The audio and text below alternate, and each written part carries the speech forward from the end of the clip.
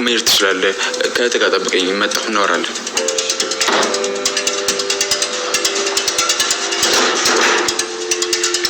ሄሎ ኢንስፔክተር፣ ለማውራት እኮ ስላልተመቸኝ ነው። ወንድሟም ልጅቷ መጀሪያ ናቸው። መምጣት ትችላለህ? እሺ እሺ፣ እጠብቃቸዋለሁ። እሺ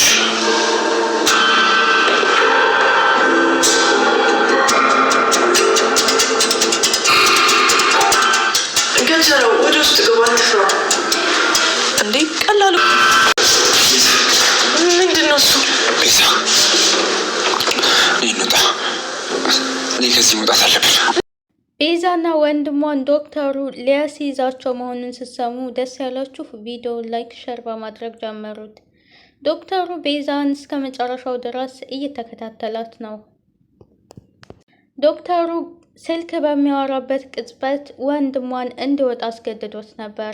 ምክንያቱም ለማውራት ስላልተመቸው ውጣና እህትህ ጋር ጠብቀኝ ሲለው ወንድሟ ደግሞ በጣም ተጠራጠረና ቤዛ ጋር ሂዶ የሆነ ነገር ተደርሶብናል፣ ስለተነቃብን ከዚህ መውጣት አለብን እያላት እሷን በመደናገጥ እንዴት እንደዚህ ሊሆን ቻለ ምናምን እያለችው ነበረ። ሰላም ሰላም የቻናሌ ቤተሰቦች እንዴት ናችሁ? ለቻናሌ አዲስ የሆናችሁ ላይክ፣ ሼር፣ ሰብስክራይብ በማድረግ ቤተሰብ ሆኑ። ወንድሟ አማራጭ መስሎ የታየው ነገር ላለማያዝ ራሳቸውን ከዛ ማራቅ እንዳለባቸው ነው አሁን ላይ እያሰበ ያለው። ዶክተሩ ሙሉ በሙሉ እሷ እንደሆነች ደርሶበታል። እናም ከጠየቃት እንደምሸመጥጥና ከዛ ሰፈር እራሷን እንደምታገል ያውቃል። ተደጋጋሚ መድኃኒቱን የተሳሳተ የምትሰጠውን እሷ እንደሆነችም ደርሶበታል።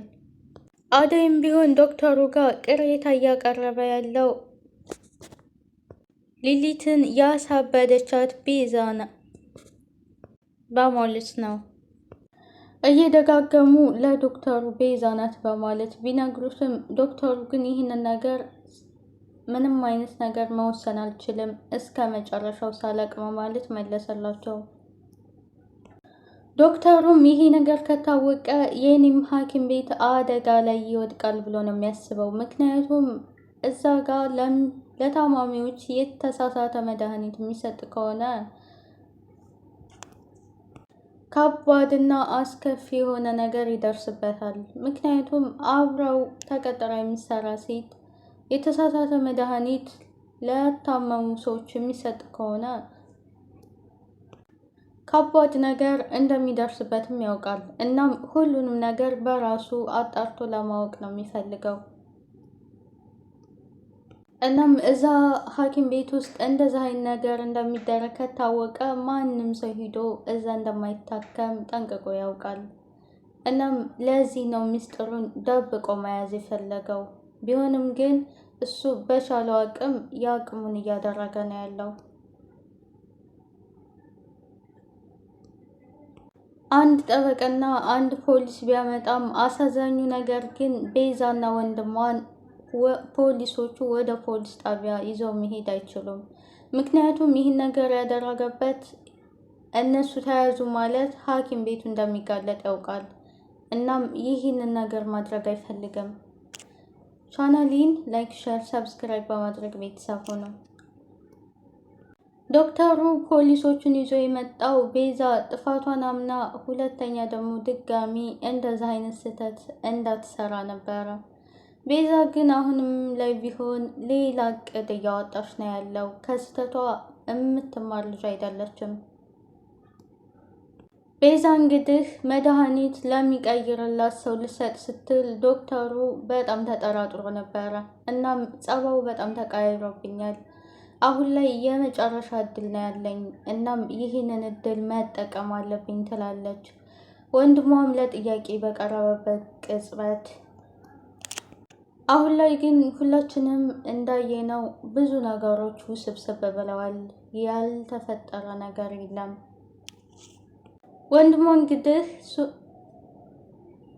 ሐኪም ቤቱ ድረስ የሄደበት ምክንያት እንዳይጠራጠር ነበር። እናም አንዳንድ ጥያቄዎች ሲጠየቅ አጎት አላችሁ ወይ ሲባል አጎት የለንም ነበር ያለው። እናም ቤዛ አንድ ሰውዬ መንገድ ላይ ለዶክተሩ አጎቴ ነው ብላ አስተዋውቀው ነበረ። እናም እህትህ አስተዋውቀኛለች ብለው ሲጠይቀው እሱም የማላውቀው አጎት ሊኖር ይችላል በማለት መለሰለት።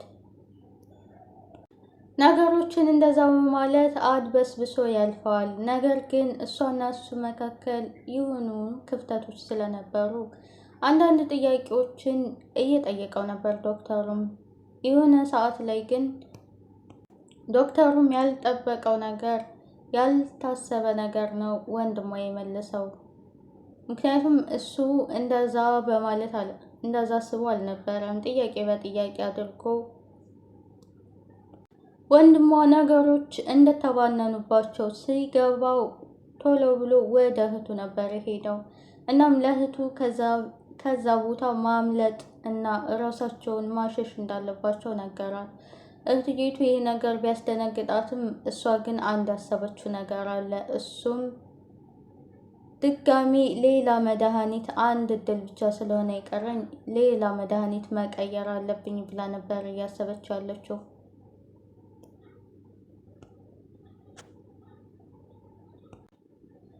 እናምልጥ ወይንስ ይሄን አንድ እድል ልንጠቀምበት በምትልበት ሰዓት ነበር ይሄ ነገር የተፈጠረው።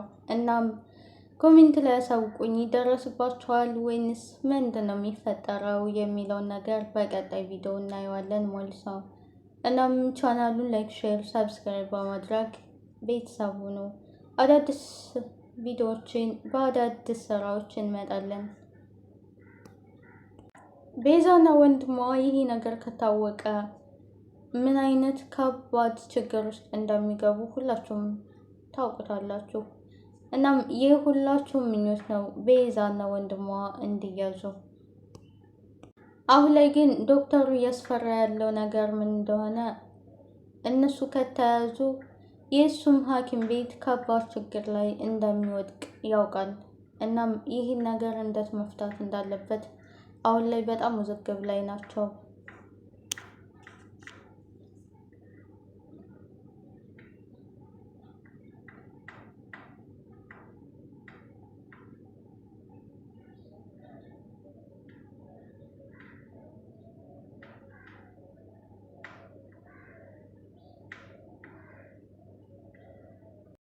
ወድቅ ያውቃል።